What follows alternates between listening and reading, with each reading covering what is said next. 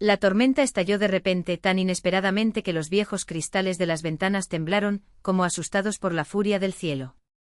Lidia Mikhailovna abrió bruscamente los ojos, despertada de su sueño por el ruido ensordecedor del trueno. Durante los primeros segundos no pudo reconocer dónde estaba. La tormenta de mayo la arrancó de lo más profundo del sueño sin previo aviso, sin darle tiempo a un despertar gradual. Poco a poco los contornos de la habitación comenzaron a definirse, viejos papeles pintados con flores descoloridas, un robusto armario de madera con un espejo deslustrado por el tiempo, fotografías polvorientas sobre la cómoda. Nada de eso era tuyo. No eran sus cosas, no era su casa. Era el apartamento de tía Zina, donde había vivido durante 3 años. Una habitación de invitados que se había convertido en su refugio permanente. El reloj de la mesilla de noche marcaba las 5:30 de la mañana. Afuera, la primera tormenta de primavera azotaba con toda su fuerza. El cielo estalló en intensos destellos, mientras la lluvia golpeaba los aleros como los ágiles dedos de un niño impaciente. Lidia Mikhailovna sabía que no podría volver a dormir. A sus 58 años, era raro que pudiera dormir más de 5 horas seguidas. El insomnio, fiel compañero de las noches solitarias, la visitaba cada vez con más frecuencia. Se envolvió los hombros en un gastado chal de punto y se acercó a la ventana.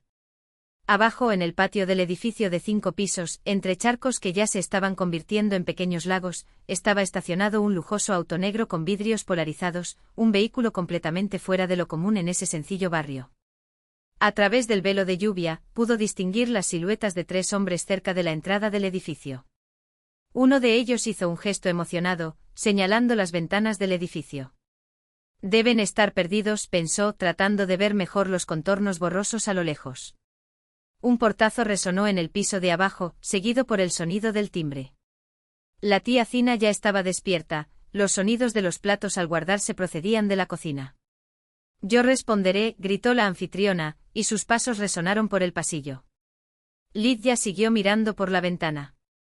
Una extraña inquietud se instaló en su pecho como si la tormenta no solo hubiera traído lluvia y truenos, sino algo más, algo que no podía nombrar. Las voces resonaron en la entrada y en unos momentos, la puerta del dormitorio se abrió. Era Vitia, el chico de al lado de 10 años, siempre con las rodillas desolladas y una sonrisa traviesa. Tía Lida, dijo, mirando a su alrededor con curiosidad. Hay algunos tipos buscándote allí abajo. 3 hombres en una camioneta negra. Preguntaron por Lidia Mikhailovna Beriozkina. Su corazón dio un vuelco, acelerando sus latidos. ¿Quién podría buscarla tan pronto? Durante años se había acostumbrado a la idea de que ya nadie la necesitaba. En la puerta apareció tía Zina, una mujer de 70 años, de postura erguida y ojos vivaces, sorprendentemente lúcidos para su edad. ¿Es verdad, señora? Hay un chico abajo preguntando por usted. Muy educado, bien vestido. Le dije que todavía estaba durmiendo, pero él dijo que puede esperar el tiempo que sea necesario. Lidia Mikhailovna tragó saliva y se arregló el pelo con un gesto mecánico. ¿Qué quiere?, preguntó, su voz temblaba más de lo que le hubiera gustado. No lo explicaste bien. Bajaré para saber más. Cuando la puerta se cerró detrás de tía Zina, Lidia se sentó en el borde de la cama y sintió que le temblaban las piernas. La última vez que alguien la había buscado con tanta insistencia fue hace más de 10 años, cuando ella misma enviaba cartas a orfanatos de todo el país, buscando algo, o alguien, que nunca había encontrado. Por la ventana abierta, junto con el olor a tierra mojada y el frescor del ozono, llegaban fragmentos de voces confusas. Incapaz de esperar, se acercó de nuevo al cristal. Tía Zina estaba bajo el toldo de la entrada, protegida por un viejo paraguas, hablando con un hombre alto vestido con un abrigo oscuro. Tenía la cara vuelta hacia las ventanas y incluso a través de la cortina de lluvia, Lidia sintió que la estaba mirando directamente. Algo dentro de ella reaccionó, una emoción profunda, casi olvidada, que la hizo retroceder y colocarse la mano en el pecho como si pudiera calmar su corazón acelerado.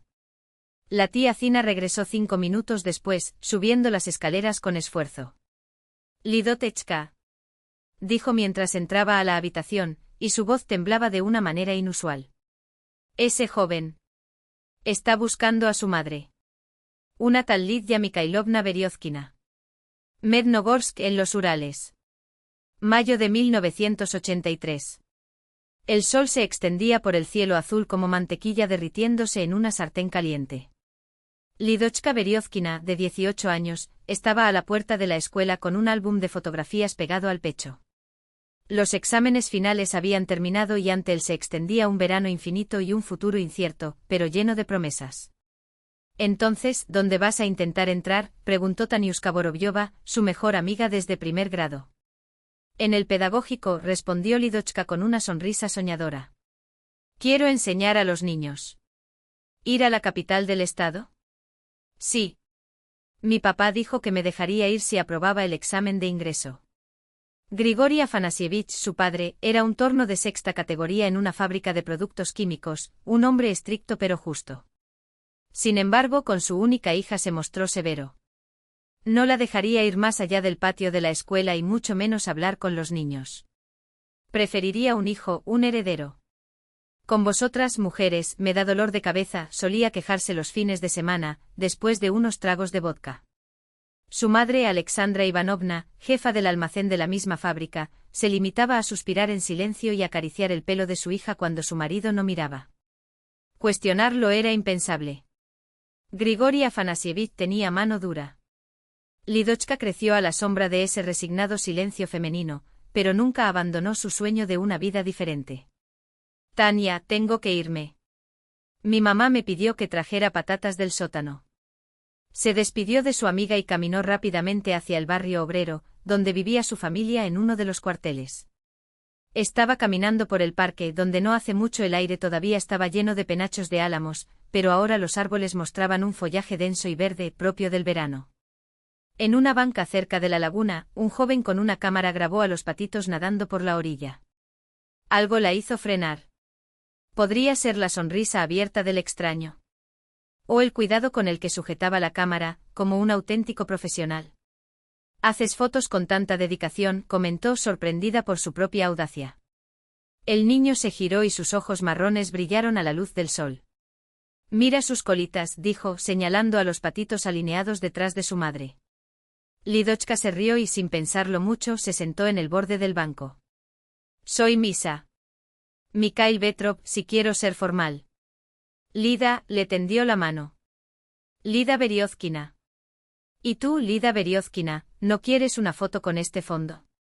Ahora hay una luz maravillosa, y tu sonrisa es hermosa. Nadie le había dicho nunca que tenía una hermosa sonrisa.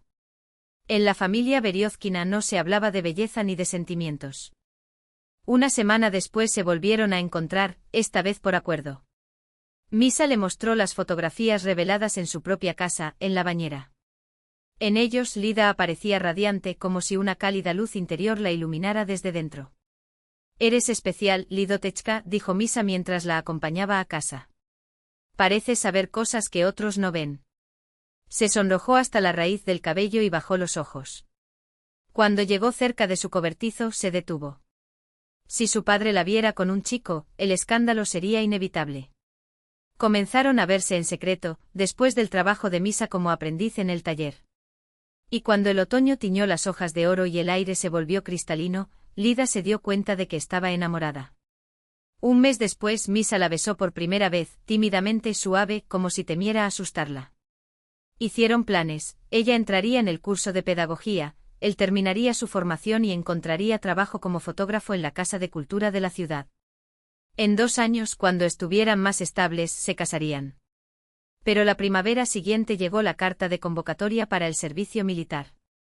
Misa no pidió un aplazamiento. Cumpliré con mi deber, volveré pronto y vendré directo a ti, prometió, acariciando su rostro con ternura. Espérame, Lidotechka, volveré y nos casaremos, dijo al despedirse, abrazándola en la estación de tren. No tenía tiempo, no podía decir lo más importante, que desde hacía un mes llevaba a su hijo en el corazón. Lida no creyó lo que estaba pasando hasta el último momento. No puede ser que esto le haya pasado a ella, la excelente alumna Lida Berezkina. Al principio pensó que había perdido el periodo porque estaba ansioso por los exámenes finales, más tarde, lo atribuyó al nerviosismo por la partida de Misa. Aprobó los exámenes de ingreso al curso de pedagogía, pero en lugar de alegría, llegó una nueva inquietud. Su vientre se fue redondeando poco a poco y ocultarlo se hizo cada vez más difícil. En septiembre, en lugar de ir a estudiar al centro regional, Lida se quedó en casa. Cambié de opinión, le dijo a su madre, sorprendido. El año que viene lo intentaré de nuevo. Durante 4 meses logró disimular su embarazo bajo vestidos holgados. 4 largos meses en los que escribió cartas a Misa en la unidad militar, sin atreverse jamás a decirle la verdad. Luego las cartas empezaron a regresar con la marca, destinatario ausente. En octubre la madre se dio cuenta. Alexandra Ivanovna lloraba en silencio en la cocina, tapándose los ojos con la punta del pañuelo. No te preocupes así, mami, Lida acarició el cabello gris de su madre. Misa volverá, nos casaremos. Hija, ¿entiendes lo que hiciste? Exclamó Alejandra Ivanovna. ¿Qué dirá la gente? ¿Qué dirá tu padre? Pero extrañamente el corazón de la madre, después de llorar, se resignó. Alexandra Ivanovna comenzó a tejer botines y coser monos en secreto. Voy a tener un nieto, susurró cuando Lida la sorprendió mirándola. Con su padre todo fue peor. Al enterarse del embarazo de su hija, Grigori Afanasievich se enfureció tanto que destruyó la mitad de la cocina. Solo la intervención de su madre, que se interponía entre él y Lida, salvó a su hija. ¡Qué vergüenza para toda la familia!, gritó Grigori Afanasievich. He trabajado honestamente toda mi vida. Nunca he manchado mi nombre. ¿Y ahora esto? Está en el ejército, papá, respondió Lida en voz baja. Traté de escribir, pero las cartas regresan. Entonces se escapó, escupió el padre. Y nos avergonzaste delante de todo el pueblo. Como si sus palabras tuvieran el poder de convocar lo peor, al día siguiente la vecina Vera Podolskaya, la mayor chismosa de la región, interceptó a Alexandra Ivanovna cerca de la tienda de comestibles. Escuché que su hija dio a luz en Podol, preguntó con falsa compasión. ¿Y quién es el padre, Después de ese día, Lida casi nunca salió de casa. El vientre ya no se podía ocultar, y las miradas de desaprobación, los susurros a sus espaldas, dolían como golpes físicos. En esos meses sintió como nunca el peso del juicio ajeno, como si llevara una marca en la frente.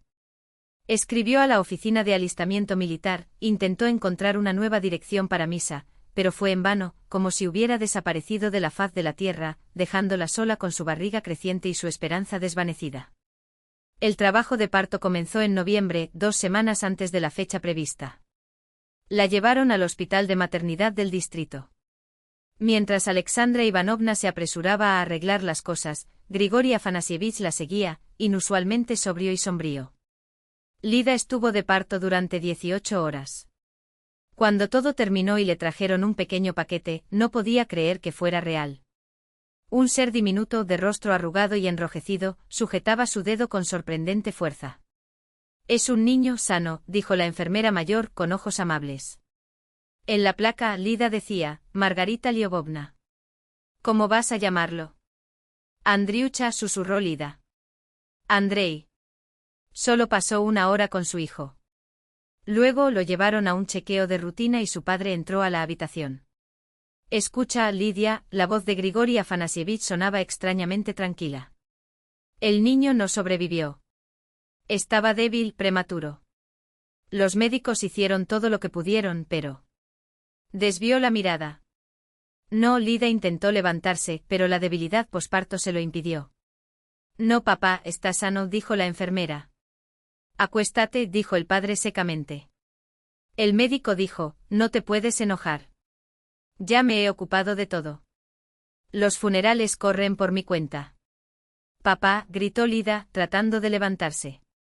No lo creo. No lo creo. Pero Grigori Afanasievich ya había salido de la habitación y había cerrado con fuerza la puerta.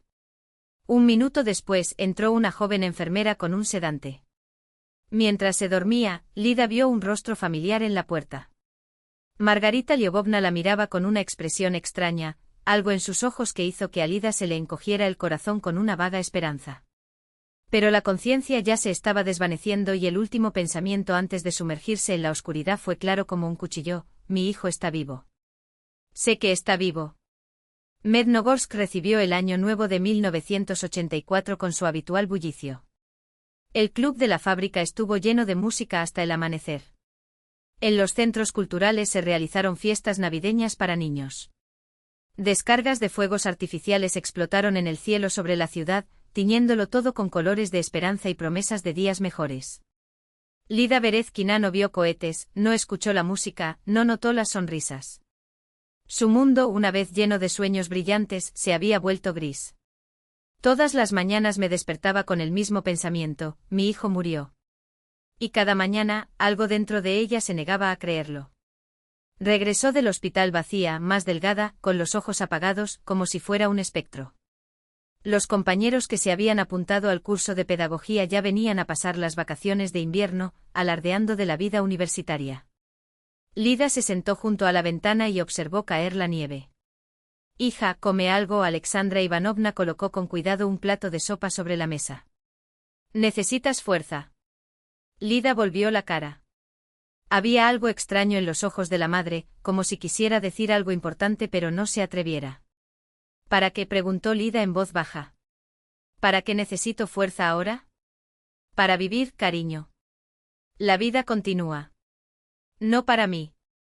En primavera consiguió un trabajo en el mismo complejo químico como empleada. Trabajaba sus horas en un cubículo mal ventilado, registrando las horas de llegada y salida de los trabajadores. Nadie se atrevió a mencionar lo que había sucedido en su presencia, pero sintió los ojos en su espalda, escuchó fragmentos de susurros. Es aquel cuyo hijo murió. Cada palabra fue como una puñalada en una herida abierta. Lida regresaba a casa y se encerraba en su habitación, saliendo solo para cenar. Grigori Afanasievich la miraba por debajo de las cejas, como si temiera mirarla a los ojos. Lida no sabía que su madre había ido en secreto a la sala de maternidad. Alexandra Ivanovna sintió que algo no andaba bien. No era posible que un niño sano muriera repentinamente. Y el extraño comportamiento de su marido, que le había prohibido visitar el hospital antes del alta de su hija, solo aumentó sus sospechas. La tercera vez que fue a la sala de maternidad, Alexandra Ivanovna se topó con la enfermera de ojos amables, la misma Margarita Liobovna, cerca del mostrador de recepción. ¿Es usted la madre de Lidotechka Berezkina?, preguntó Margarita Liobovna en voz baja, empujándola a un rincón. Sí, la veo aquí a menudo. ¿Buscas algo? Alexandra Ivanovna vaciló. Quiero saber detalles sobre el nieto, sobre cómo era. Margarita Liobovna miró cautelosamente a su alrededor. Los documentos de defunción infantil se guardan en otro sector, afirmó significativamente. Es simplemente extraño que no puedas encontrarlos. Y ya sabes, aquí también tenemos adopciones. Muchas veces las madres se dan por vencidas y luego buscan a sus hijos. Se detuvo y caminó rápidamente por el pasillo. Alexandra Ivanovna se quedó helada, intentando asimilar aquellas palabras. ¿Estaba vivo el nieto? ¿Su marido los había engañado a todos? Al regresar a casa, Alexandra Ivanovna no sabía qué hacer con esa información. Díselo a tu hija. ¿Y si me equivoqué? Esto destruiría el corazón de Lida de una vez por todas. Pero si fuera verdad y el niño estuviera vivo. Había notado que desde el nacimiento de su nieto, su marido había cambiado. Comenzó a beber con más frecuencia, llegó a casa tarde en la noche y recientemente lo sorprendió llorando por un viejo álbum familiar. ¿Qué he hecho?, murmuró Grigori Afanasievich, sin darse cuenta de su presencia. Primavera de 1985. Lida estaba en la entrada de la fábrica, anotando mecánicamente en el libro de horas los nombres de los trabajadores que llegaban a su turno. Apenas había cambiado físicamente ese año, pero sus ojos reflejaban un cansancio que no sentaba bien en una chica de 20 años. Lidotechka Berezkina. Levantó la vista y se quedó helado. Delante de la entrada, balanceándose sobre un pie y sobre el otro con visible vergüenza, estaba Micha Petrov. Todavía alto pero ahora con hombros más anchos, un rostro más anguloso y rasgos endurecidos por su tiempo en el ejército. En los ojos una confianza que antes no existía. Micha, susurró sintiendo sus manos temblar. Te busqué, dijo sonriendo. Regresé hace 6 meses, pero tus vecinos dijeron que te habías mudado. Era verdad.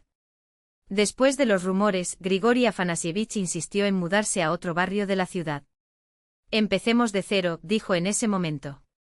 ¿Dónde vives ahora? Preguntó Micha. Iba allí de noche solo para hablar. Lida dio la dirección sin entender muy bien por qué. ¿Qué le dirías? Que había tenido a su hijo y luego lo había perdido. ¿Que cargaría con esa herida para siempre? Por la noche llegó con un ramo de flores silvestres. Se paró en la entrada, torpemente como aquella tarde en el parque 2 años antes. Guardé todas tus cartas, confesó cuando se sentaron en la cocina. Los volví a leer en el cuartel. ¿Y mi último? ¿Por qué regresaron? Lida sintió que algo dentro de ella temblaba, a punto de romperse. Nos trasladaron a otra unidad. Escribí desde allí, pero creo que ya te habías alejado. No recibí ninguna carta, respondió ella en voz baja. Micha le tomó la mano. Lidotechka. He vuelto como prometí. Ahora podemos casarnos como lo planeamos. Ella retiró la mano y le ardían los ojos. Tuve a tu hijo, Micha. Su voz se quebró. En noviembre de 1983. No resistió. Fue débil, prematuro. El rostro de Micha palideció. ¿Por qué no me escribiste? Lo intenté, pero las cartas seguían regresando. En aquel momento entró Grigori Afanasievich en la cocina. Su rostro se contrajo cuando vio al visitante. ¿Y tú quién eres? Preguntó amenazadoramente, aunque ciertamente recordaba al chico que había despedido a su hija en la comisaría. Buenas noches, Micha se levantó. Soy Mikhail Petrov, amigo de Lida. Acabo de regresar del ejército. ¿Oh sí? La voz de su padre rebosaba de ira apenas disimulada. Dejaste embarazada a mi hija en Podol y ahora apareces.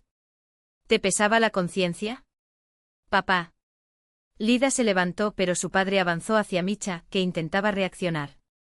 Aquí no hay nada que hacer. Gritó Grigori. Lida, ve a tu habitación. Y tú, sinvergüenza, sal de aquí y no vuelvas a aparecer. No vengas a molestar a mi hija. Micha intentó decir algo, pero ya lo empujaban hacia la puerta. Lida corrió tras él hasta el rellano. Lida, ven conmigo, suplicó Micha, tomándola de los brazos. Tengo un buen trabajo, soy fotógrafo en el periódico. Alquilo mi propio apartamento. Yo te llevaré desde aquí. Ella lo miró con los ojos vacíos. ¿Para qué, Micha? Ya no importa. No tengo nada. Podemos tener otros hijos, dijo, desesperado. No, sacudió la cabeza. Vete, por favor. Solo vete. Cuando la puerta del edificio se cerró tras él, Lida permaneció inmóvil, mirando al vacío, antes de regresar al apartamento, donde su padre, borracho, gritaba y se encerraba en silencio en su habitación. En 1987, a la edad de 22 años, Lida consiguió un trabajo en una relojería. El salario de la vendedora era modesto, pero el trabajo era pacífico. El tic-tac regular de decenas de relojes la tranquilizó. Allí, en ese reino de precisión y orden, parecía posible dejar de pensar en lo que había sido y en lo que podría haber sido. Roman Somov, el relojero, era un hombre tranquilo, de unos 28 años. Precozmente calvo, con una suave sonrisa, a Lida le recordó a un hermano mayor que nunca había tenido. Necesito comprobar el funcionamiento de estos relojes, dijo un día. Anotar las citas horarias. Lo reviso por la noche. Realizó sus tareas con la misma minuciosidad con la que lo había hecho todo desde aquel noviembre. Los relojes no fallaron. Gente sí. Una tarde, Román tardó más de lo habitual. Lida, tienes mucho cuidado, comentó mientras limpiaba los engranajes con un paño especial. Una cualidad rara en estos días. Gracias, respondió ella sin levantar la vista. Yo perdono mi grosería, pero sé lo que te pasó. Lida se puso tensa. Podría ser que los susurros la siguieran incluso allí. Le dijo Stepanida Vasilievna, tu vecina, continuó Román, mirando la pieza que tenía en las manos, no a ella. Solo quería decir que la vida no se detiene. Incluso los relojes más precisos se estropean, pero se pueden arreglar. Ella no respondió, pero esas palabras, por alguna razón, seguían resonando en su mente. Roman, a diferencia de los demás, no la miró con falsa lástima ni evitó el tema. Simplemente lo mencionó sin dramatizarlo. ¿Puedo invitarte al cine? Preguntó una semana después. En el Aurora proyectan una nueva película de Menchov. Lida quiso negarse. Quería decir que la juventud y la alegría ya no eran para ella, que solo necesitaba quietud. Pero para su propia sorpresa, aceptó. Su relación evolucionó lentamente como un reloj bien ajustado, sin prisas, sin explosiones de pasión que tienden a apagarse rápidamente. Roman no exigió amor. No insistió en nada. Simplemente estaba ahí, estable y sereno. En 1988 se casaron por lo civil. No hubo fiesta, solo la firma de papeles y una sencilla cena con los padres. Lida no estaba segura de si amaba a Roman como alguna vez amó a Micha. Pero con él había paz, y eso valió mucho. Se mudaron al apartamento de un dormitorio de Roman. Vivían a un ritmo tranquilo y predecible.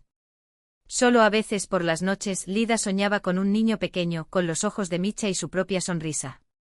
Ese mismo año, Grigori Afanasievich empezó a beber aún más. Llegó a casa del trabajo ya borracho y los fines de semana apenas estaba sobrio. Alexandra Ivanovna se desahogaba con su hija, su padre lloraba en sueños y murmuraba algo sobre el perdón. Hasta que mientras visitaba a sus padres, Alexandra Ivanovna llevó a Lida a un rincón y sin mirarla a los ojos le susurró. Lida, creo que tu chico está vivo. Lida se quedó helada. ¿Qué? ¿De qué estás hablando? Fui muchas veces al hospital, busqué registros. ¿Recuerdas a Margarida Liobovna, aquella enfermera? Insinuó que su padre pudo haber negado la paternidad. Estos casos suceden. No, Lida negó con la cabeza. No, mamá, es imposible. Papá no haría eso. Entonces, ¿por qué bebe tanto? ¿Por qué lloras por las noches? ¿Por qué te prohibiste visitarme mientras estuve hospitalizado? Los ojos de Lida se abrieron como platos. Todo en ella se rebelaba contra esa idea. Y sin embargo, ¿no era esa la extraña intuición que la había acompañado durante años, la sensación de que su hijo podía estar vivo? Si es verdad, ¿por qué no lo dijiste antes? Su voz temblaba de ira. ¿Por qué no me lo dijiste? Tenía miedo, Alexandra Ivanovna bajó la cabeza. Miedo a equivocarse. Asustado de tu padre. Miedo de que no podría soportarlo. Lida salió corriendo del apartamento de sus padres, sin oír nada más, y llegó a casa ahogada en lágrimas. Romano. Roman intentó calmarla, pero Lida gritó que le habían mentido toda su vida, que le habían robado a su hijo. Por primera vez en años, sintió que algo se despertaba en su interior. Era dolor, sí, pero era real, estaba vivo. Roman entendió todo a la vez. Lo vamos a encontrar, dijo con firmeza, abrazando a su esposa llorando. Te lo juro, lo encontraremos. Comenzaron las búsquedas. Roman gastó todos sus ahorros en viajes a orfanatos de la región, a petición de los archivos. Lida volvió una y otra vez a esa misma maternidad, buscando a Margarita Lvovna, pero ya no trabajaba allí. Pasaron los años. Un muro de silencio los rodeó. Nadie quería hablar del niño que entró en el sistema 8 años antes. En 1991, el país empezó a desmoronarse. Román perdió su trabajo. La relojería cerró. Grigori Afanasievich, finalmente destruido por el alcohol, cayó en cama con cirrosis. Una de las noches en que Lida velaba a su padre, se inclinó para acomodar su almohada y escuchó un susurro. Perdóname, pequeña. Arruiné tu vida. Pensé que sería mejor así, pero no funcionó. Un ataque de tos lo interrumpió. ¿De qué estás hablando, papá? Lida se quedó helada. Tu chico, firmé la negativa por ti. Se lo llevó una pareja de Moscú. Buena gente con dinero. Pensé que con 19 años no serías capaz de soportarlo. Pero ahora... No terminó la frase. El último atentado le quitó la vida esa misma noche. Lida permaneció junto al cuerpo ahora frío de su padre, y las lágrimas que corrían por su rostro no eran solo de luto, sino de la amarga comprensión de la verdad. Le contó todo a Roman. Escuchó en silencio y luego propuso un nuevo plan de búsqueda.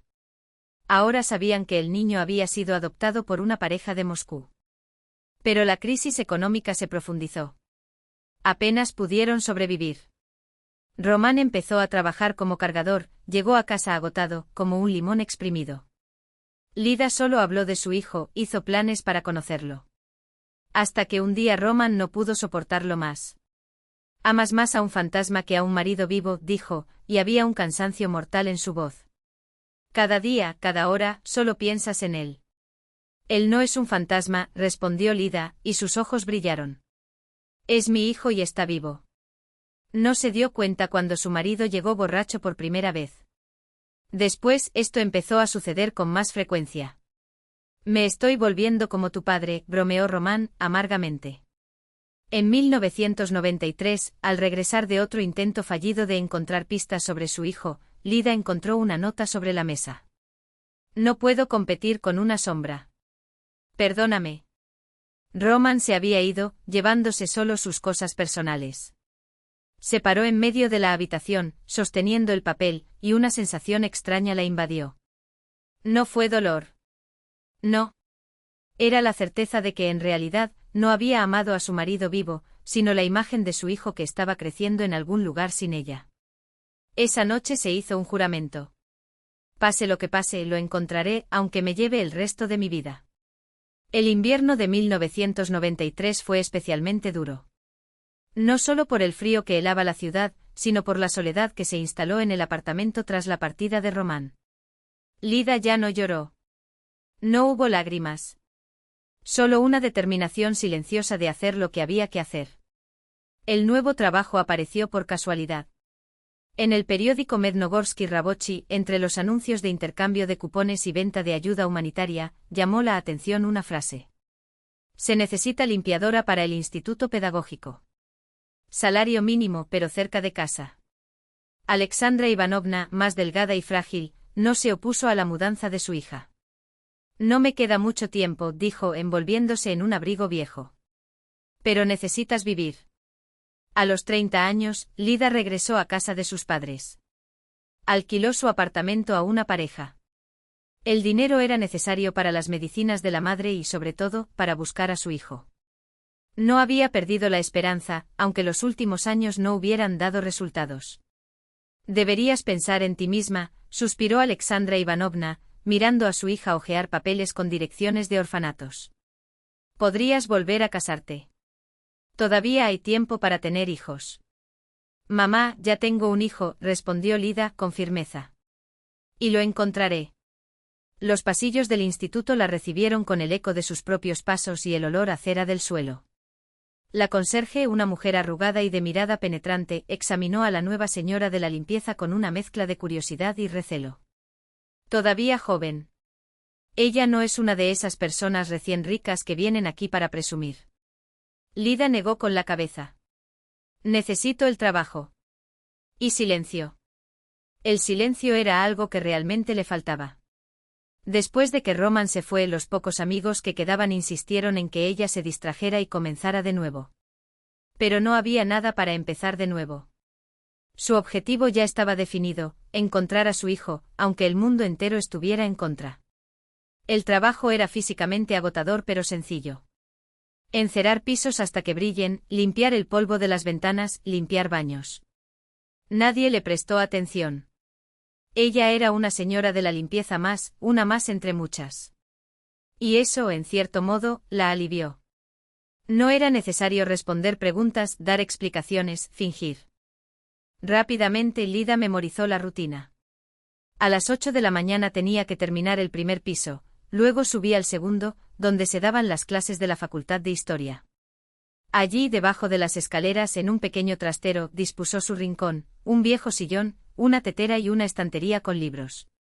Coleccionó libros de los que los estudiantes dejaban en los alféizares de las ventanas o los olvidaban en las aulas. Le atrajeron especialmente los de pedagogía. El sueño secreto de su juventud, ser maestra, volvió a susurrarle al oído. Leo vorazmente en los breves descansos entre limpiezas. Alexandra Ivanovna se fue desvaneciendo lentamente, pero ya no había vuelta atrás. El cáncer, descubierto demasiado tarde, estaba consumiendo lo último de sus fuerzas. A principios de 1995 ya no se levantaba de la cama. Lidochka llamó una noche a su hija con voz débil. En mi joyero en el cajón superior del armario. Tiene un papel. Tómalo. Lida sacó la nota amarillenta de debajo de un montón de pañuelos. Una dirección y un nombre escritos con letra temblorosa. Margarita Lvovna Krylova, calle Zeleznodorovnaya, 175. ¿Lo encontraste?, susurró Lida, apretando el papel. Alexandra Ivanovna asintió. Hace 2 años. Yo ya estaba jubilada, no quería hablar, tenía miedo.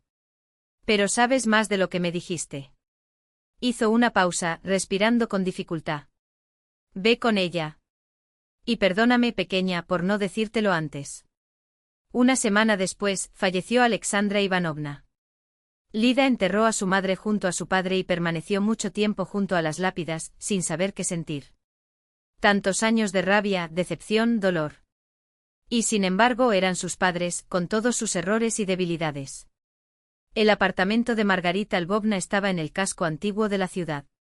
Lida permaneció un buen rato delante de la puerta descascarada, reuniendo valor. Finalmente sonó el timbre. La puerta se abrió dejando ver a una mujer de cabello gris, con la misma mirada bondadosa que Lida guardaba en el recuerdo de la maternidad. El rostro estaba surcado de arrugas, pero los ojos seguían siendo los mismos, claros, atentos. Buenas tardes, comenzó Lida. Y...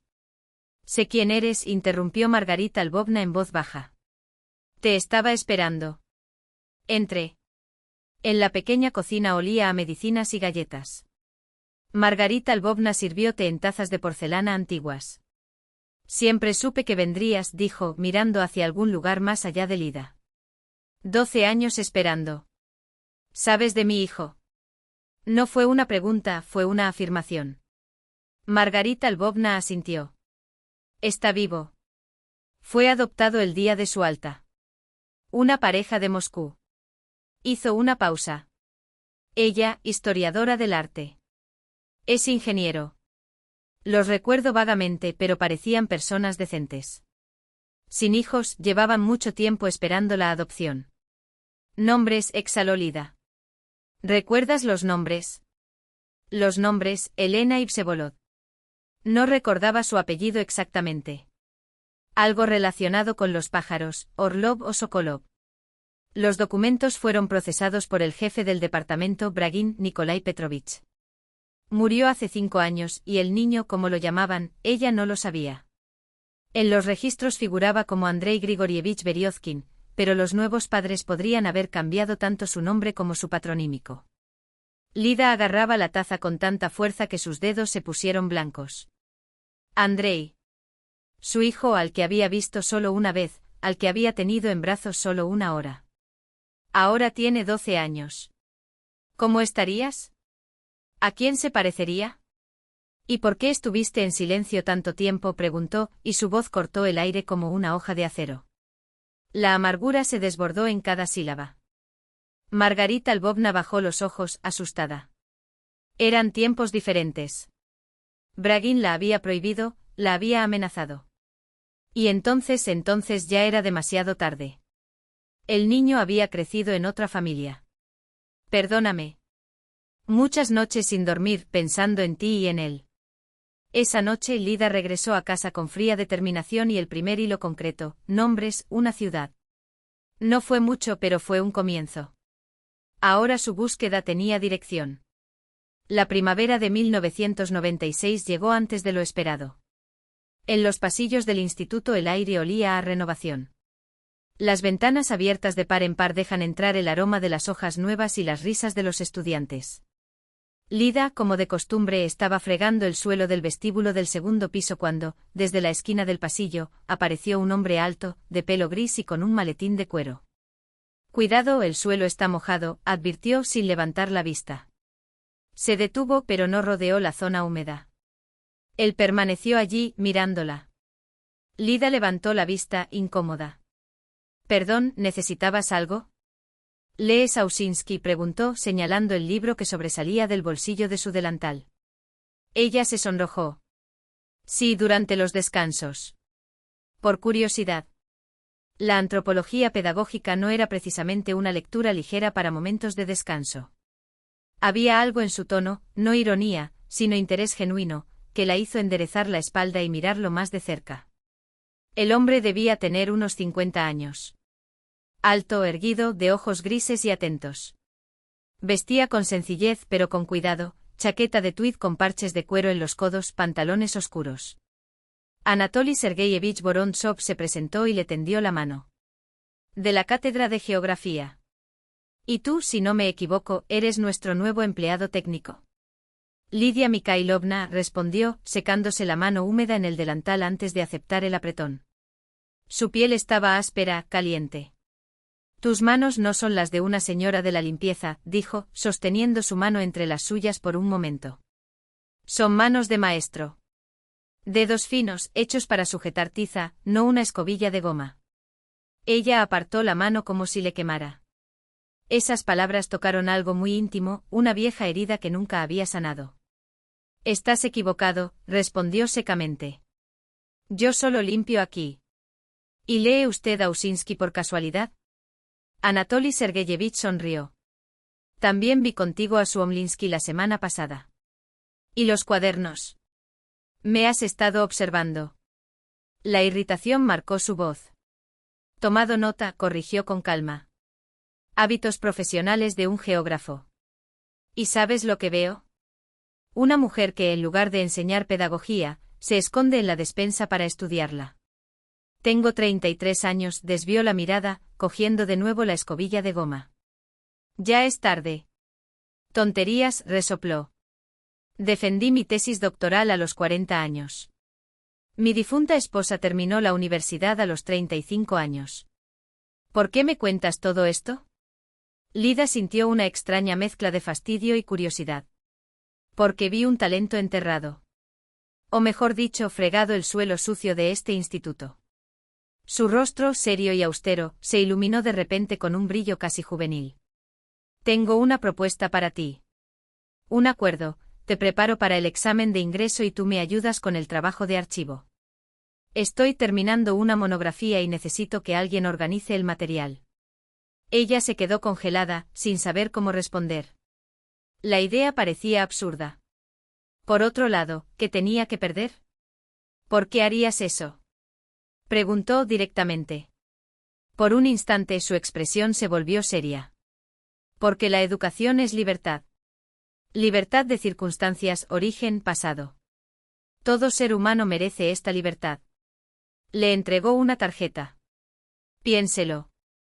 Estaré esperando mañana a las 6 en la silla. Si llega, empezamos.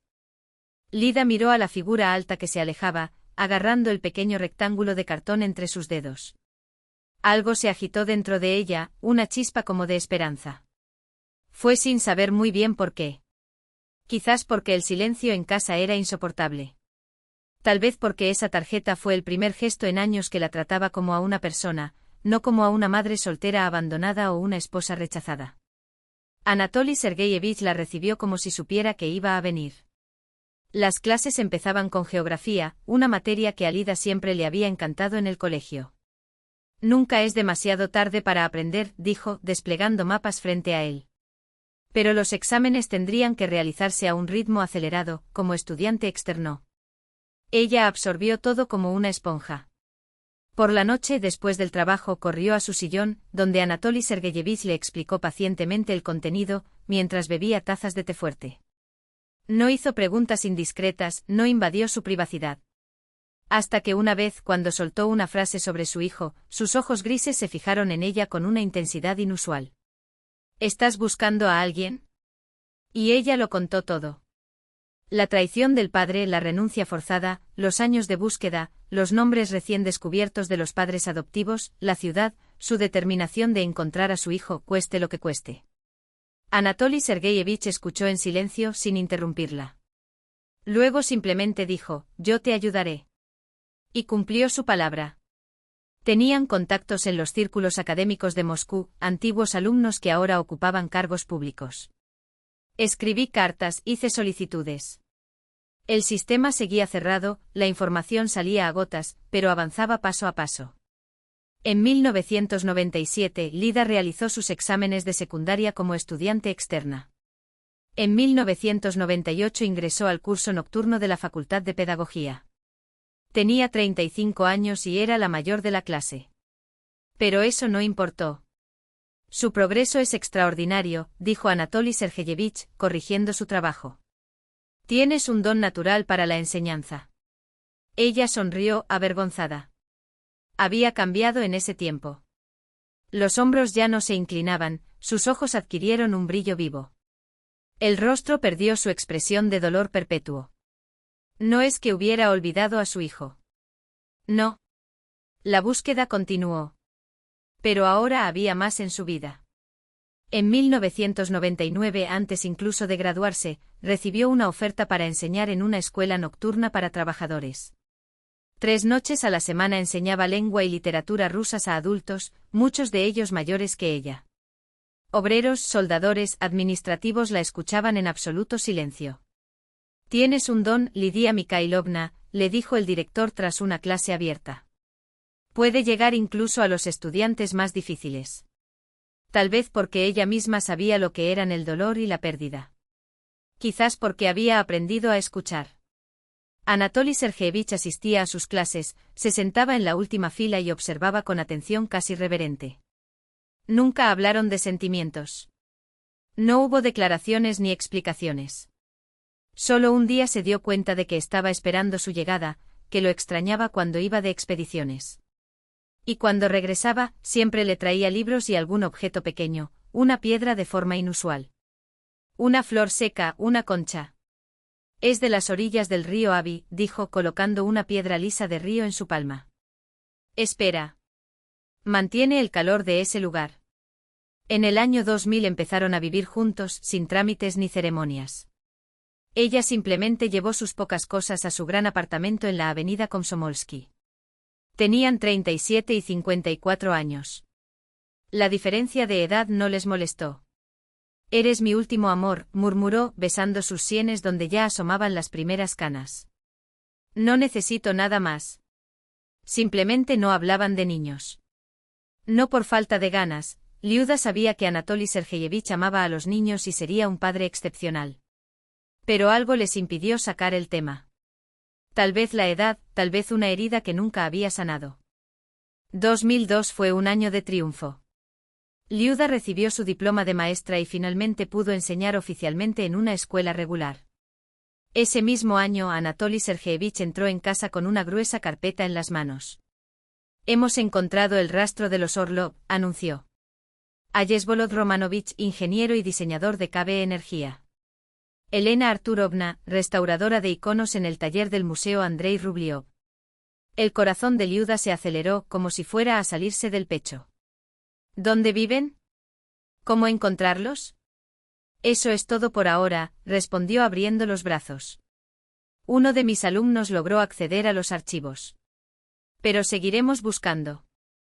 Ella lo abrazó con fuerza, presionando su rostro contra su pecho. Gracias por todo. Tú mismo encontraste tu camino, dijo seriamente. Simplemente iluminó un poco el camino. Los años pasaron sin que ellos se dieran cuenta. Liuda se convirtió en una maestra querida en los grados inferiores, los niños la adoraban, los padres confiaban en ella.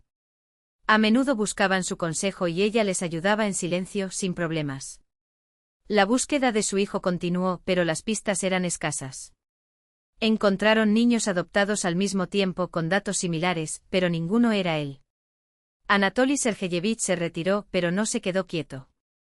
Guía a estudiantes, escribí un libro, trabajé como guía turística. Y él nunca dejó de apoyarla. Aparecerá, Liudochka. El corazón de una madre no engaña. En 2012, al regresar de una gira, se sintió mal. Un infarto en medio del autobús. Lucharon por su vida durante 3 días en el hospital. Me enseñaste a amar de nuevo, susurró, mientras ella seguía su mano. No dejes de buscar. Te ayudaré donde quiera que esté. Sonrió débilmente como si ya viera algo más allá. El velorio fue discreto, compañeros, alumnos, los pequeños de Liuda. Ella estaba de pie junto a la fría tumba, las lágrimas fluían incontrolablemente. Perdí al segundo hombre importante de mi vida, pensó mirando la foto enmarcada. Pero junto con el dolor llegó una extraña certeza, ya no estaba roto. Anatoly Sergeyevich le había enseñado lo esencial, cómo permanecer de pie incluso en la oscuridad. En 2015 se jubiló por antigüedad. Su salud ya no le permitía el ritmo de antes, los años de trabajo físico y emociones sacudidas le pasaron factura. Sentado en la habitación vacía, hojeé papeles, fotografías, cartas. La lluvia golpeaba los aleros, haciendo eco de aquel día en que vio a Miska por primera vez. Pasó la mano por el cristal de la ventana, como si borrara el polvo del pasado. Mi chico ya tiene 32 años, reflexionó. ¿Dónde estás, hijo? Tú también me buscas como yo te busco a ti. No sabía que 8 años después, en otra ciudad, su hijo miraría los documentos de adopción y decidiría buscar a su madre biológica. No sabía que el círculo finalmente se cerraría.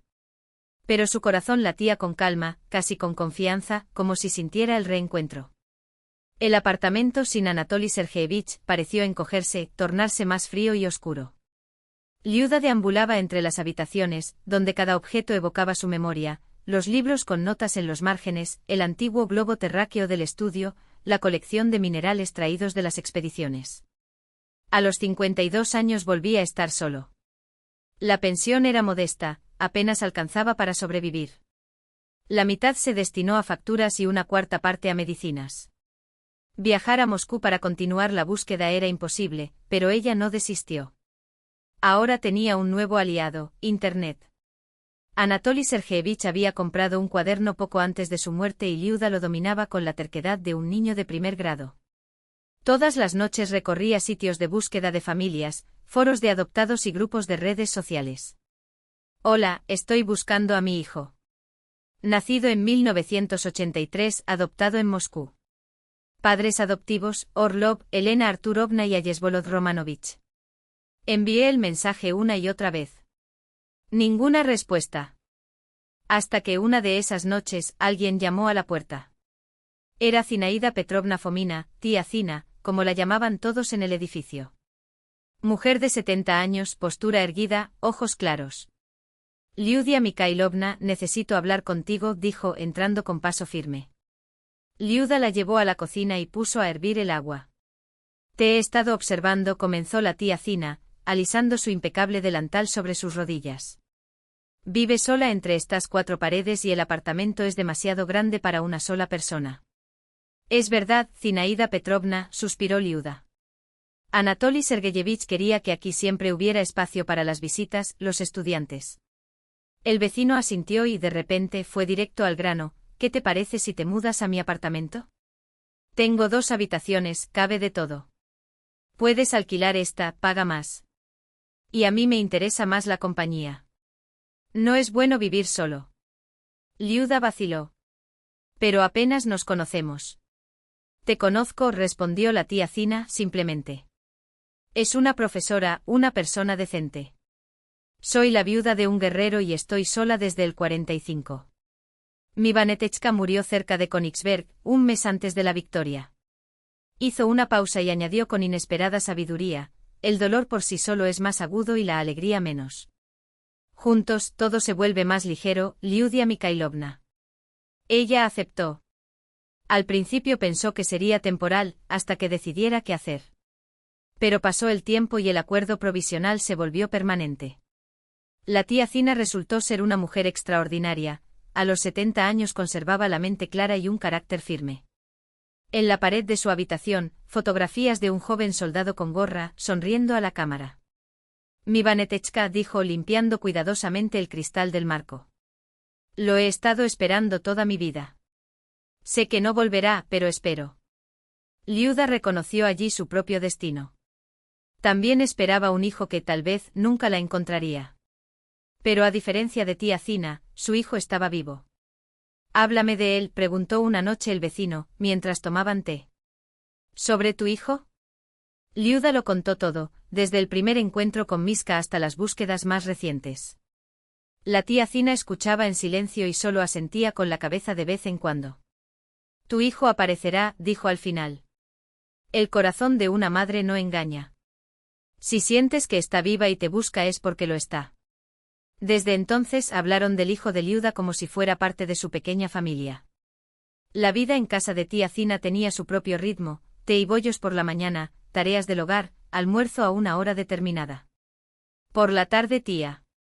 Por la tarde a tía Zina le gustaba ver sus telenovelas, mientras Liuda se sentaba frente al ordenador para consultar foros, responder mensajes y publicar nuevos llamamientos.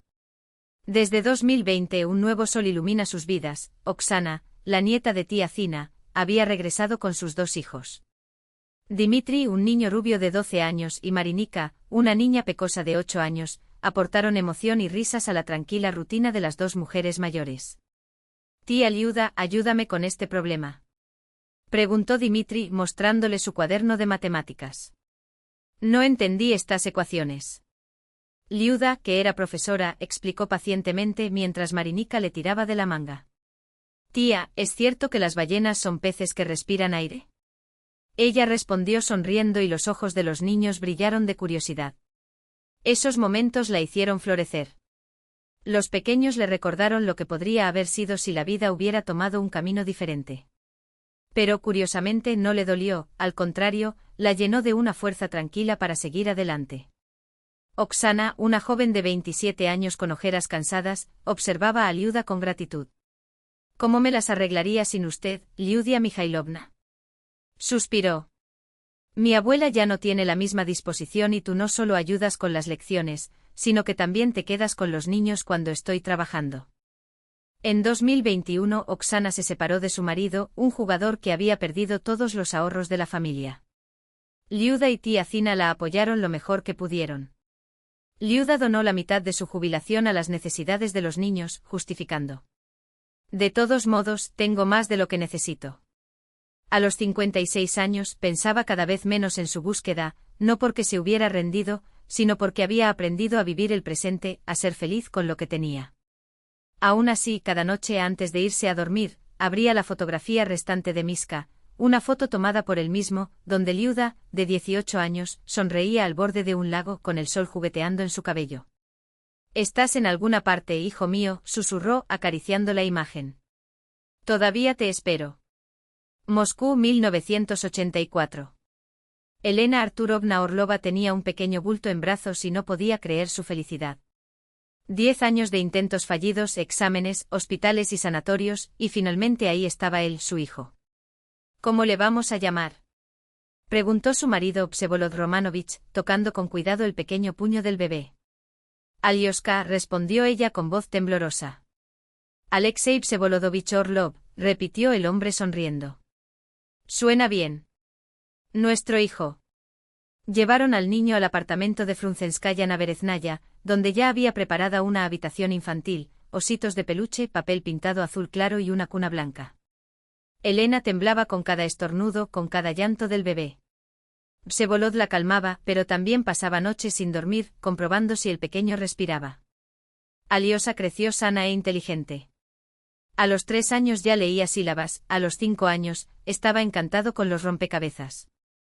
Elena dejó su trabajo en el taller de restauración de un museo para dedicarse a su hijo, mientras Vsevolod se sumergía en su carrera para mantener a su familia. «Hijo, ¿fuiste tú quien dibujó esto?», preguntó Elena, sosteniendo en alto una hoja en la que aparecían 3 figuras, una grande, una mediana y una pequeña. «Sí, somos papá, tú y yo», confirmó Aliosa, de 6 años. «Pero a veces pienso que falta alguien». Elena se quedó helada. Luego se apresuró a responder. «¿Quizás un cachorro? ¿Quieres que papá y nosotros te regalemos un cachorrito?». Nunca hablaron de adopción. Decidieron decir la verdad cuando él era adulto, pero nunca llegó el momento adecuado y el secreto se convirtió en una sombra en la familia, invisible pero palpable. Aliosa estudió en una escuela inglesa especializada, nadó y tocaba el piano. Pero lo acompañaba una extraña sensación de vacío, como si algo dentro de él nunca se llenara, ni el amor de sus padres, ni los éxitos, ni los amigos. «Mamá, ¿tienes fotos tuyas embarazada de mí?», preguntó una vez, siendo ya un adolescente. Elena palideció. «No, querida. En aquel entonces no había cámaras digitales y las fotografías en película se perdían en el camino». Ella mintió y él lo sintió, pero no insistió.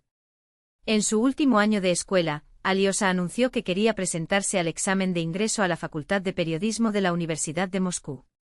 Vsevolod, que soñaba con verlo como ingeniero, objetó. El periodismo no es una profesión seria. No es para hombres. Padre, quiero escribir sobre la gente, respondió Alyosha con firmeza. Quiero encontrar historias y contarlas. Después de largas discusiones, los padres cedieron. Ingresó en la universidad y se dedicó con pasión a sus estudios, escribía reportajes para el periódico estudiantil, concedía entrevistas, investigaba destinos insólitos. En 2021, ya en su tercer año, Alyosha necesitaba documentos para una pasantía en una publicación internacional. En el centro de servicios, la empleada miró su certificado de nacimiento y frunció el ceño. Aquí hay una inconsistencia. Espere un momento, por favor. 10 minutos después, lo llamaron a una habitación privada, donde lo esperaba una mujer vestida con un traje severo. ¿Cuándo pasó esto?, preguntó atentamente. Su expediente contiene una nota de adopción del año 1984. No lo sabía. No, exhaló Alyosha. Yo no lo sabía. Llegó a casa en estado de shock. En su mente ardían las palabras del documento, adoptado del orfanato de los Urales del Sur. Elena Arturovna comprendió todo cuando lo vio. Hijo, queríamos decírtelo, empezó, pero fue interrumpida. ¿Cuándo? ¿En 10 años? ¿20? Su voz tembló. ¿De qué tenían miedo?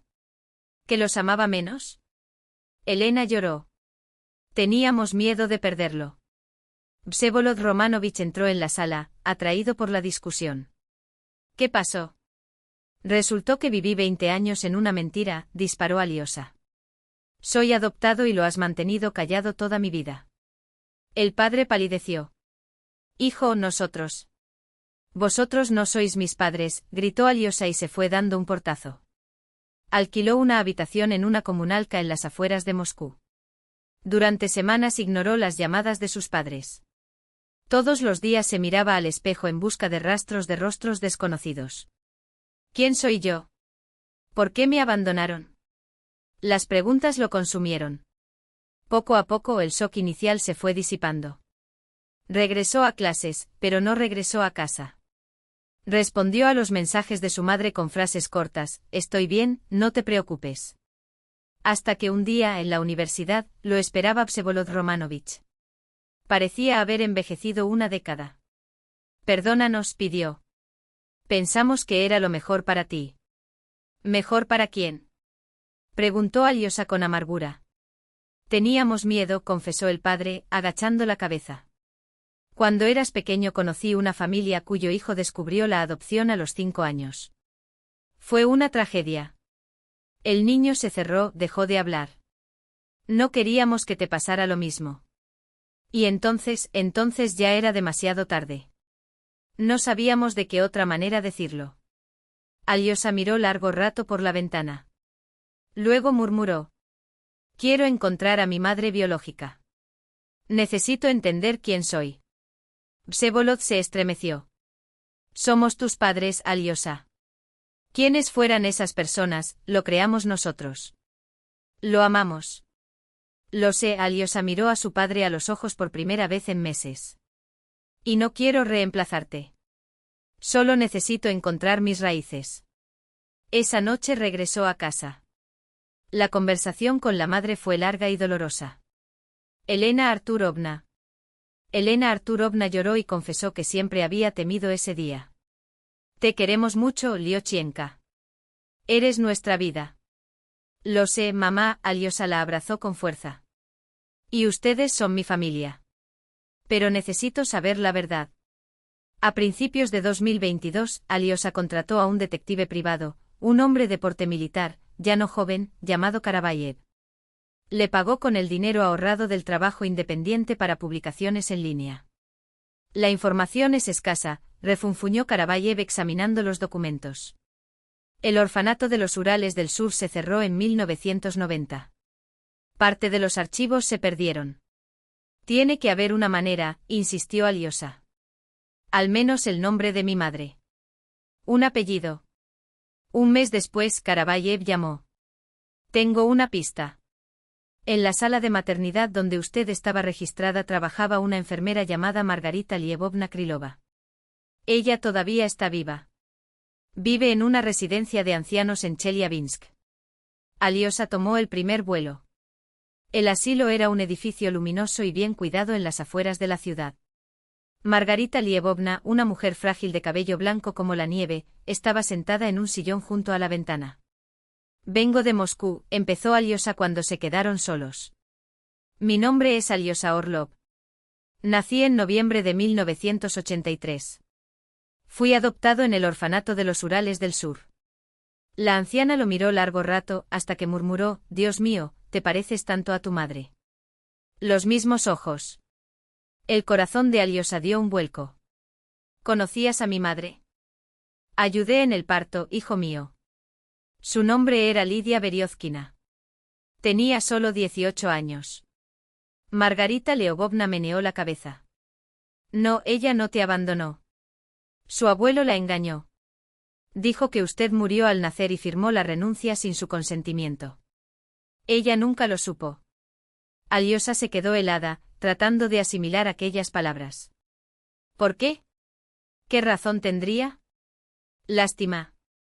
La hija soltera y joven en un pequeño pueblo. En aquellos tiempos, eso era un escándalo. La enfermera suspiró. Siempre me he arrepentido de no haber dicho la verdad en su momento. Pero la directora de maternidad tenía poder sobre mi carrera, mi vida. ¿Sabes dónde está ahora? La última noticia que escuché fue que ella trabajaba como profesora en Mednogorsk, pero fue hace muchos años. Aliosa no pudo responder. La idea de que su madre no lo había abandonado, de que había sido víctima de una mentira, sacudió todo su interior. Ella me buscó. Logró preguntar finalmente. Miró, Margarita Leovovna le estrechó la mano, áspera y ligera como una hoja de otoño. Durante años. La vi varias veces en la sala de maternidad, haciéndole preguntas. Incluso su madre apareció. Al despedirse, la enfermera dijo, encuéntrala, hijo mío. Ella merece esta felicidad. De regreso a Moscú, Aliosa les contó todo a sus padres. Para su sorpresa, tomaron la noticia con más calma de la que esperaba. Siempre supimos que este día llegaría, dijo Elena Arturovna. Y si tu madre realmente lo buscó, si fue engañada, eso lo cambia todo, añadió Vsevolod Romanovich. Te ayudaremos a encontrarla. Era lo correcto. Desde entonces, la búsqueda se ha convertido en un esfuerzo familiar. Elena llamó a las escuelas de Mednogorsk. Vsevolod utilizó sus contactos en organismos públicos. En abril de 2023, una ex colega de Lidia Mikhailovna respondió, jubilada, se había mudado a una ciudad vecina, donde vivía con una amiga mayor. Aliosa sintió que le temblaban las manos. Una dirección. Real. El último paso antes del encuentro que tanto había deseado y temido. Decidió marcharse inmediatamente. Empacó sus cosas y se tomó unas vacaciones del periódico donde trabajaba como autónomo. En el último momento guardó en su bolso una fotografía, la única que había encontrado en los archivos del orfanato, una niña a la orilla de un lago con el sol en el pelo. Me voy contigo, dijo Vsevolod Romanovich mientras Aliosa se preparaba para partir. Y yo también, dijo Elena Arturovna con firmeza. Aliosa los miró envejecida, preocupada, pero muy familiar, y asintió. Llegaron temprano en la mañana. La tormenta que había comenzado la noche anterior aún no había cesado. La lluvia golpeaba el techo del auto de alquiler, mientras los tres permanecían en silencio, mirando un edificio de 5 pisos, tan ordinario como cualquier otro. Quizás deberíamos llamar primero, sugirió Elena, insegura. No, Aliosa meneó la cabeza. Necesito verla en persona. Bajó del coche, cruzó el patio empapado y se detuvo en la entrada del edificio, empapado. En su mano sostenía esa fotografía, el único hilo que lo conectaba con el pasado. Un niño de unos 10 años pasó corriendo, se detuvo y lo miró con curiosidad. Oye tío, ¿estás buscando a alguien? Sí. Estoy buscando a Lidia Mikhailovna Beriozkina. ¿Tía Lida? Vive con tía Zina, apartamento 32, el niño señaló las ventanas del segundo piso. ¿Quieres que te llame? No es necesario. Aliosa sacó un caramelo del bolsillo.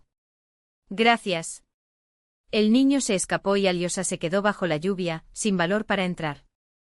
¿Cómo lo recibiría ella? ¿Qué dirías? ¿Cómo puedo explicar la confusión que sentí? La puerta del edificio se abrió y apareció en la entrada una anciana con un paraguas. Buenos días, saludó examinándolo atentamente. ¿Estás buscando a alguien? Buen día. Aliosa tragó. Busco a mi madre, Lidia Mikhailovna Veriozkina. Tía Zina lo miró a través de la cortina de lluvia, como si intentara ver algo más allá de sus rasgos. ¿Quién eres? Preguntó ella sin quitarle los ojos de la cara. Mi nombre es Aliosa Orlov, la voz del joven tembló.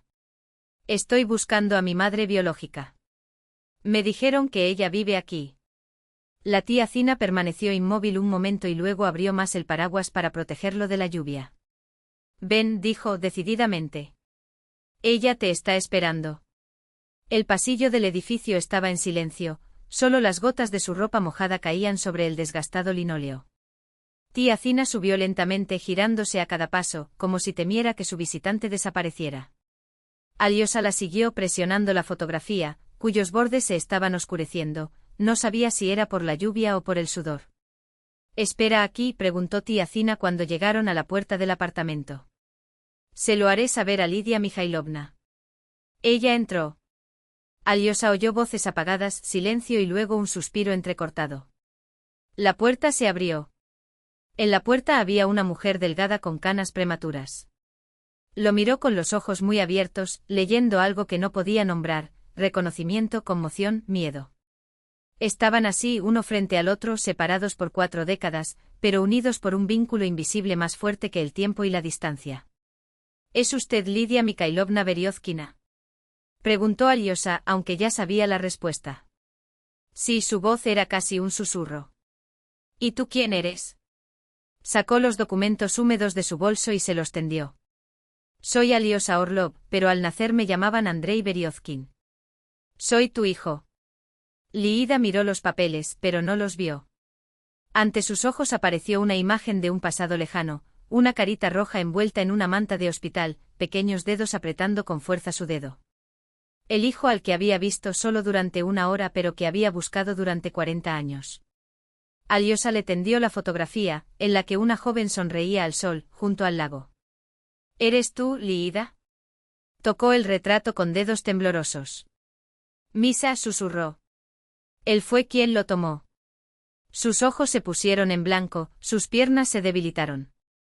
Aliosa apenas tuvo tiempo de sujetarla antes de que cayera al suelo. Lida despertó. En el sofá, bajo el peso de una verdad que había tardado décadas en revelarse. 2 rostros se inclinaron sobre ella, el de tía Zina, con los ojos húmedos de preocupación, y el del joven que se había presentado como su hijo. Liida extendió su mano temblorosa y le tocó la cara, como para confirmar que aquel no era un sueño fugaz, ni siquiera una de las miles de veces que había imaginado ese momento. Andriusenka susurró y la palabra salió como un suspiro demasiado largo, guardado durante 40 años. ¿Te han encontrado? Aliosa, no, Alexei, se corrigió mentalmente y se alejó un poco. Sus ojos, antes llenos de cautelosa esperanza, ahora brillaban con algo duro, casi extraño. Mi nombre es Alexei, dijo, y su tono era tan frío como el viento siberiano que entraba por las ventanas. Y me gustaría saber por qué te diste por vencido. ¿Por qué no me dejaste aunque fue difícil? Las palabras cayeron como cuchillos. Liida se estremeció como si la hubieran golpeado físicamente. La tía Zina intervino de inmediato, colocándose entre ambas con la determinación de quien ya había protegido demasiado a esa mujer. Joven, no sabes de lo que estás hablando, lo regañó con voz firme a pesar del temblor en sus manos. Liidochka lleva buscándote toda la vida. Ella nunca se rindió contigo. Liida se levantó del sofá, con las piernas aún inestables, pero la mirada fija en la de su hijo. No había miedo en ellos, solo un viejo dolor al que ahora finalmente se podía nombrar. No me rendí, Sinok, dijo, y la palabra hijo salió como una oración. Me engañaron. Dijeron que moriste al dar a luz. Alexei frunció el ceño con incredulidad. Sé que fue mi abuelo, tu padre, quien firmó la renuncia, argumentó con la voz llena de una ira contenida durante años. Pero no podrías haberlo comprobado. No podría haber descubierto la verdad. Liida bajó la cabeza por un momento como si el peso del recuerdo fuera insoportable. ¿Podría un chico de 18 años dudar de su propio padre? Preguntó en voz tan baja que casi se perdió en el silencio de la habitación. Estaba sola, en una ciudad extraña, después de un parto difícil, lejos de casa por los chismes. ¿Quién me escucharía? Se acercó a una vieja cómoda de madera oscura, cuyos cajones crujían con el tiempo. Abrió el último, el más profundo, y sacó una caja cubierta con un papel pintado descolorido y amarillento por las décadas. Al levantar la tapa, reveló un tesoro cuidadosamente guardado, el primer condón para bebé que había cosido a mano, con las puntadas irregulares de quien aprende a amar antes incluso de tener a su hijo en brazos, los zapatitos de lana tejidos por la abuela Sasa, tan pequeños que cabían en la palma de la mano, un sonajero de madera, comprado por su padre, el abuelo que Alexei nunca había conocido. Aquí está todo lo que reuní para ti antes de que nacieras, dijo Liida con la voz entrecortada pero firme. Te busqué todos los días durante 40 años. Pasó los dedos por las piezas amarillentas, como si cada una contuviera un trozo de tiempo perdido. A través de orfanatos, archivos, a través de médicos que conocí. Cuando llegó Internet, aprendí a usar la computadora solo para escribir en foros.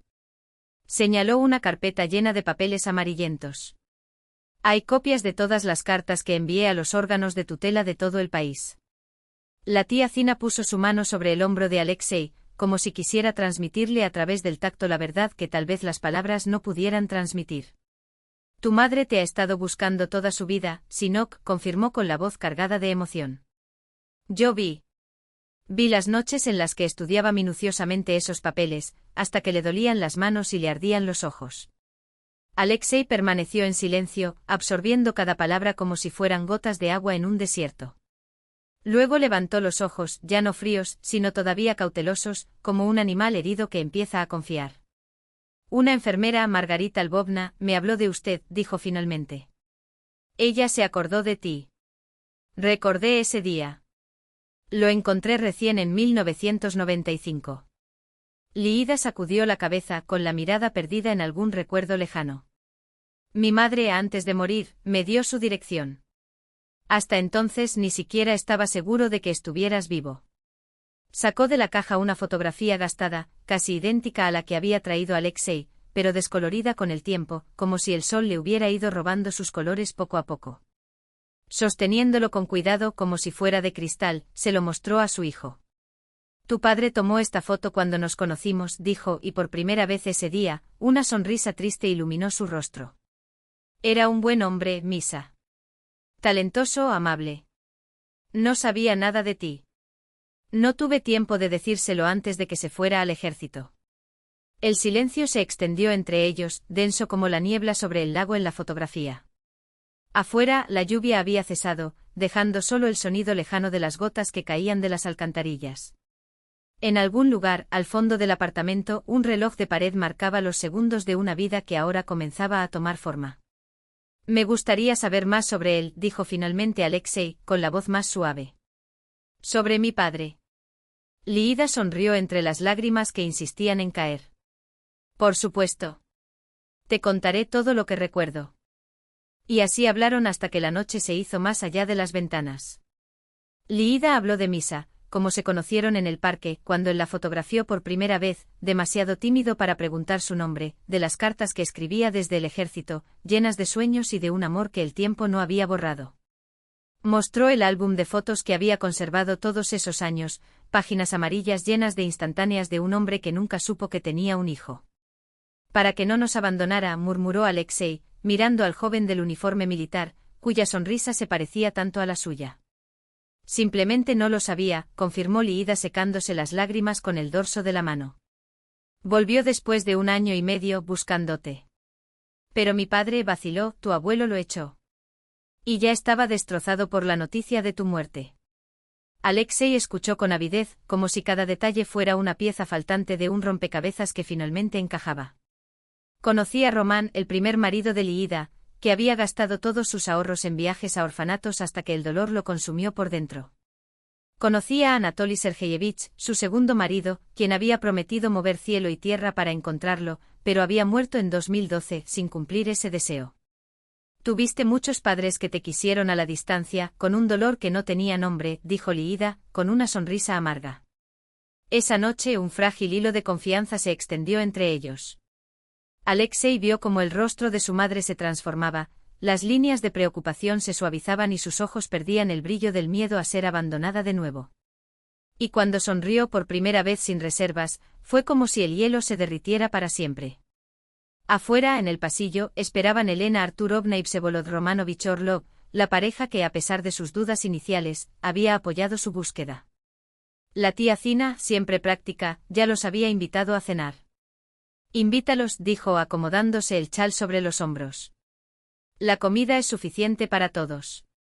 Alexei vaciló como si temiera romper aquel delicado momento. «¿No te importa?», preguntó Liida, su voz ahora llena de una timidez que no correspondía con su comportamiento firme. Ella lo miró con una ternura que no necesitaba palabras. «Quiero conocer a las personas que criaron a mi hijo», respondió, así de simple. Elena Arturovna y Vsevolod entraron en la habitación con pasos cautelosos, como si tuvieran miedo de adentrarse en el sueño de otra persona.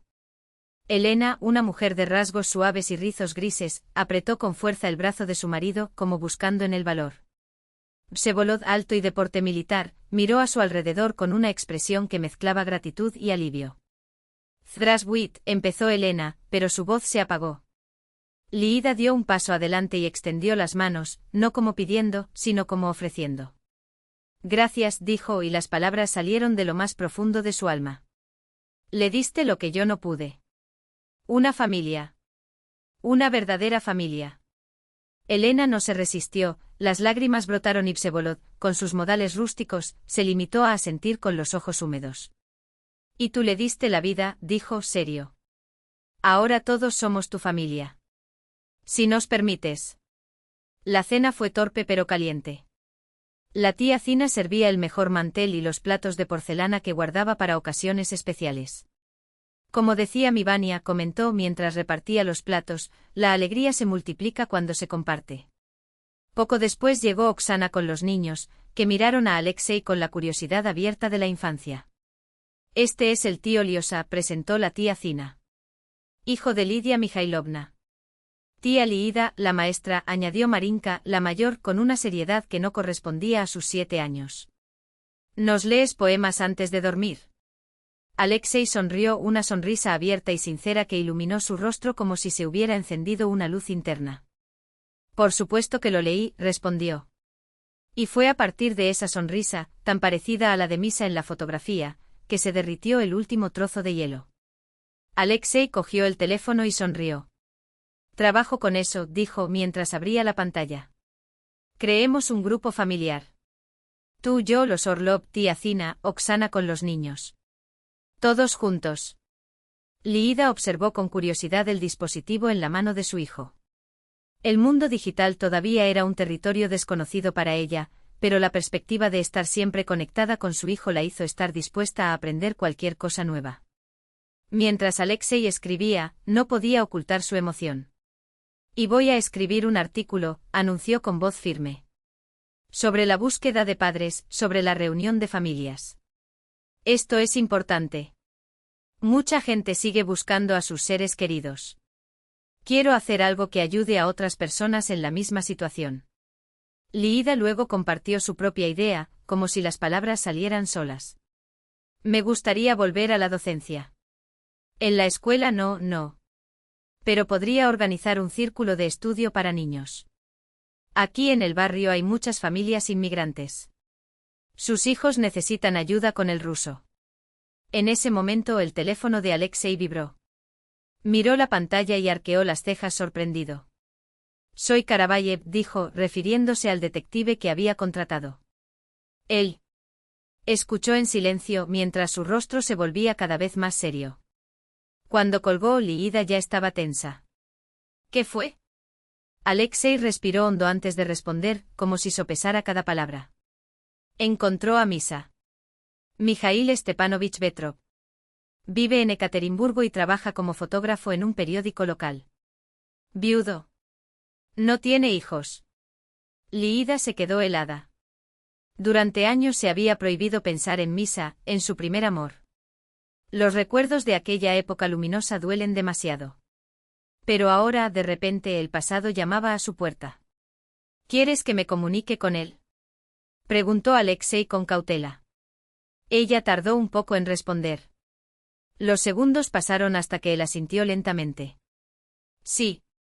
Creo que necesita saber que tiene un hijo. Una semana después, se encontraron en un pequeño café a las afueras de la ciudad. Mikhail Stepanovich Petrov, un hombre alto de 61 años con una barba gris bien cuidada, estaba sentado a la mesa junto a la ventana, tamborileando nerviosamente con los dedos sobre su taza. Liida entró primero. Él la reconoció inmediatamente, se levantó y durante un largo momento se quedaron mirándose fijamente sin palabras. Liida, murmuró finalmente. Hola, Misa, sonrió con la voz temblorosa. Te reconocí enseguida, dijo en voz baja. Tus ojos siguen siendo los mismos. Muy claro. En ese momento apareció Alexei en la puerta. Mikhail desvió la mirada hacia él y algo parpadeó en su rostro como si, de repente, el tiempo se hubiera doblado, devolviéndole al joven que una vez fue. Este es nuestro hijo, Misa, dijo Liida, su voz firme a pesar de su emoción. Alexei. Mikhail dio un paso adelante, extendió la mano, pero de repente abrió los brazos y abrazó a Alexei con fuerza, como si temiera desaparecer. Dios mío, susurró con la voz quebrada. Tengo un hijo. Se quedaron en el café hasta la hora de cerrar. Mikhail contó cómo había buscado a Liida después del ejército, cómo se había casado pero nunca había tenido hijos con su esposa. Cómo tras su muerte por cáncer, volvió a la fotografía, su antiguo amor. En un momento miró a Liida a los ojos y le pidió perdón. Lamento no haberte encontrado antes. Ella cubrió su mano con la suya y respondió. Si hubiésemos sabido. Pero lo importante es que nuestro hijo nos encontró. El resto ya no importa. Cuando se fueron eran tres, madre, padre e hijo, separados durante 40 años y ahora reunidos. Entre ellos caminaba Alexei, alto e imponente con los mismos rasgos que el joven Misa. De repente se detuvo y miró a Liida. Mami, dijo, llamándola así por primera vez. Ella no pudo soportarlo. Las lágrimas surgieron, pero no de dolor como tantas veces en su vida, sino de una felicidad que nunca soñó que aún pudiera existir.